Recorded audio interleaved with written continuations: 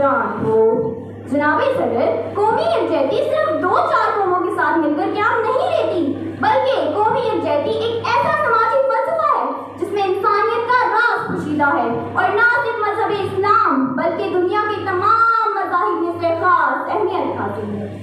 یہی ہے عبادت، یہی دین و ایمان، یہی ہے عبادت، یہی دین و ایمان کہ کام آئے دنیا میں انسان کے انسان۔ جناب والا، جب ہم قومی یکجہتی کی بات کرتے ہیں تو اس کا مطلب ہے کہ ہم ایک قوم کی طرح سوچیں اور کام کریں۔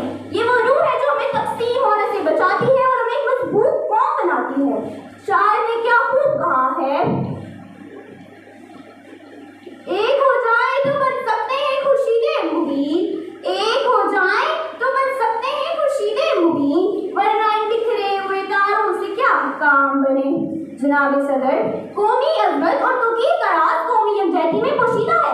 تاریخ گواہ ہے کہ جب ہم متحد رہے ہم نے بڑے بڑے کارنامے اثر انجام دیے، لیکن جب ہم میں اختلافات پیدا ہوئے تو ہم بکھر گئے۔ اس کی سب سے بڑی مثال 1965 کی جنگ ہے کہ جب ہم نے باہمی اتحاد اور ہمت کی بدولت بڑے دشمن کو ناکام چنے چبا دیے۔ اس کے برعکس 1971 میں ہم نے باہمی اختلافات کے باعث اپنا مشرقی بازو گنوا دیا۔